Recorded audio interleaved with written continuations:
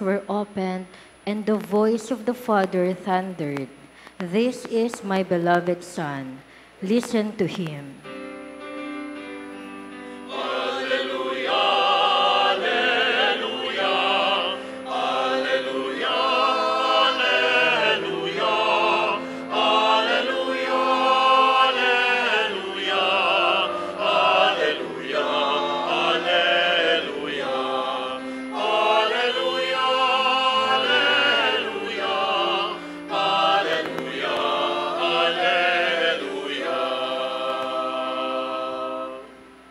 The Lord be with you. And with your spirit. A reading from the Holy Gospel according to Luke.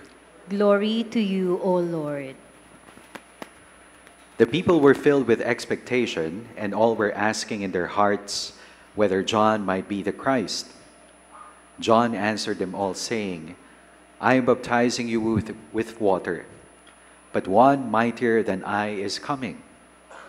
I'm not worthy to loosen the thongs of his sandals. He will baptize you with the Holy Spirit and fire." After all the people had been baptized, and Jesus also had been baptized and was praying, heaven was opened, and the Holy Spirit descended upon him in bodily form like a dove. And a voice came from heaven, "You are my beloved Son. With you I am well pleased." My dear friends, the Gospel of the Lord. Praise to you, Lord Jesus Christ. Good afternoon, sisters and brothers in Christ. Peace and blessings to everyone. Happy New Year.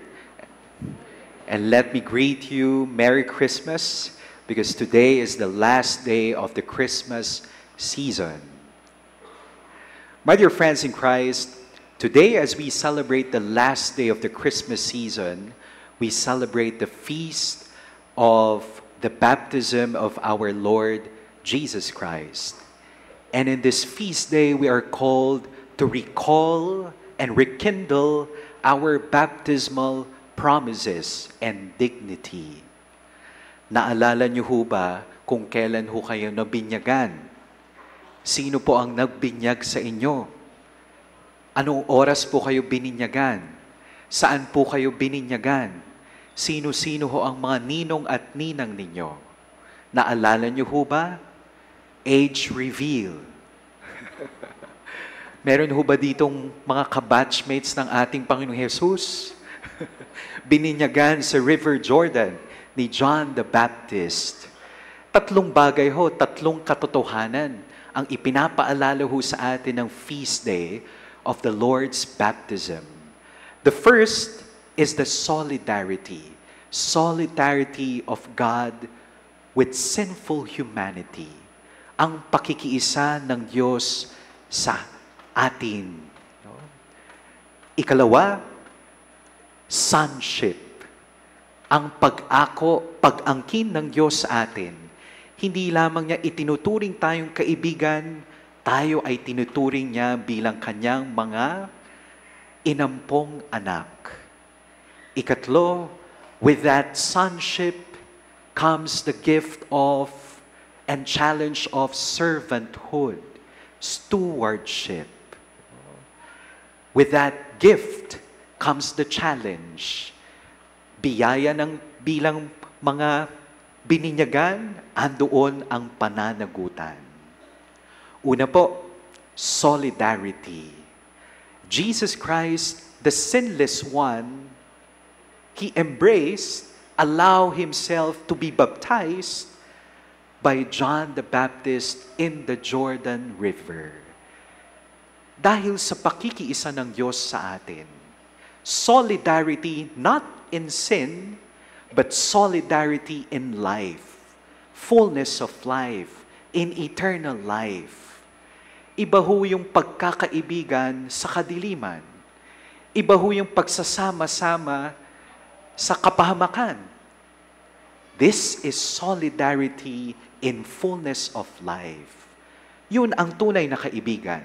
Ang tunay na kaibigan, ilalapit tayo sa Diyos. Ilalapit tayo sa katotohanan. we would become the best and the better version of ourselves with our baptismal dignity and promises. Sino po sa inyo dito ang nakapunta na sa Holy Land? Meron rin po sa Subic. Holy Land Subic. Isa ho sa mga activities ng pilgrimage is to renew the baptismal promises in the Jordan River.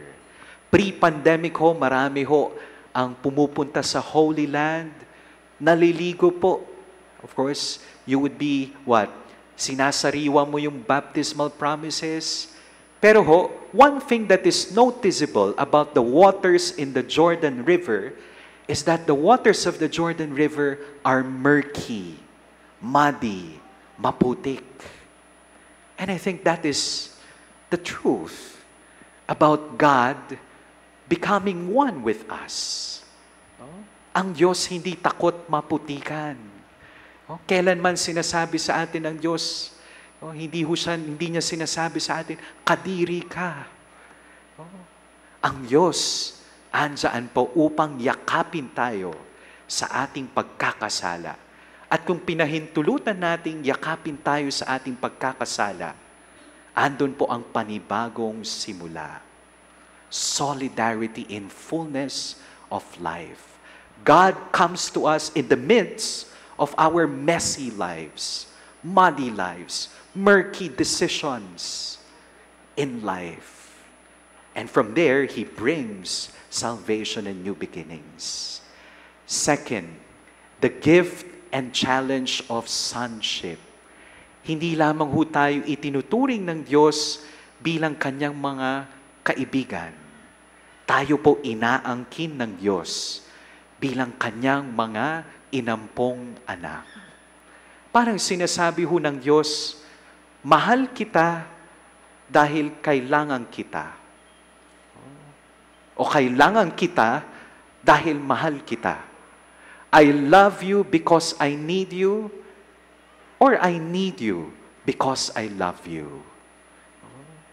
Kuminsan kapag sinabi ng tao sa atin, mahal kita, I love you. Ibig sabihin ho nun, I will control you. I own you. But with God, I need you because I love you. Kailangan kita dahil mahal kita. Hindi mahal kita dahil kailangan kita. Ikatlo po, with that gift of sonship, solidarity comes the gift of sharing in the mission of Christ. Well, the Son of God is not exempted from the cross, from suffering. No special exemption, no immunity. Kuminsan sinasabi natin, Father, bakit ganon? Malapit ako sa Diyos, palapit ako ng palapit sa Kanya, mas lalong dumarami ang mga problema, krisis. Bakit yung mga taong gumagawa ng katiwalian? Bakit their lives continue to prosper? Bakit ako malapit sa Diyos? Why? Because that is a participation in the Paschal mystery of Christ. Ano hong ibig sabihin ng baptism? Baptism means immersion. Hindi ba sa ritual, yung ulo ng bata inilulubog, tapos iniaahon? Hindi ba ganun ang ating buhay? Kuminsan lumulubog tayo, umaahon tayo. Lumulubog muli, umaahon uli tayo. Life, death, new life. That is our life. That is our very participation in the very Paschal mystery of the Lord. Now, how can we live this baptismal promise and dignity? We have these two images of Jesus, the child Jesus and the adult Jesus. Una po, the child Jesus. Nakita niyo po dyan, Santo Niño. Sino po sa inyo dito ang merong Santo Niño sa bahay? Nakakita na ba kayo ng Santo Niño? Mamaya tignan mo mukha mo, baka mukhang Santo Niño. Cute na cute. Alam nyo ho, isa ho sa mga Santo Niño, may hawak na globe. Oh? Parang pinapaalala ho sa atin ng Santo Niño, no? Well, tayo po nasa loob ng mundo ng globo. Parang pinapaalala sa atin ng Santo Niño, no? With that childlike trust and surrender. We do not know what the future holds, but we know who holds the future.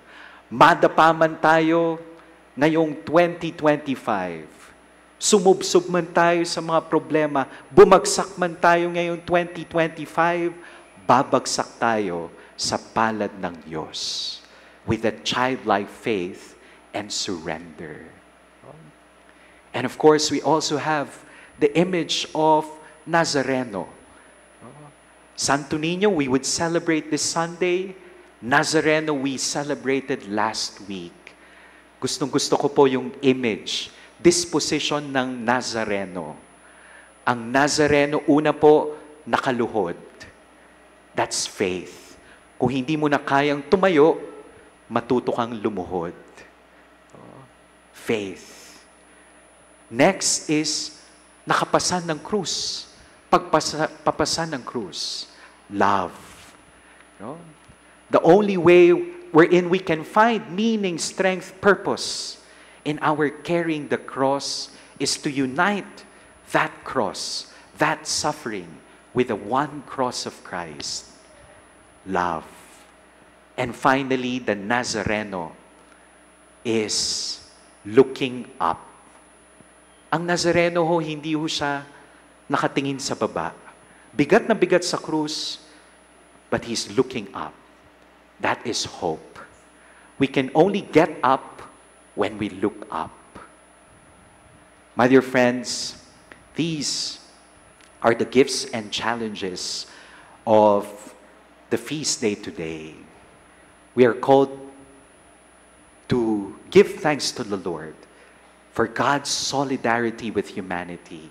You know, that gift of sharing in the paschal mystery of the Lord, sonship, and how do we live out those baptismal, such the baptismal dignity.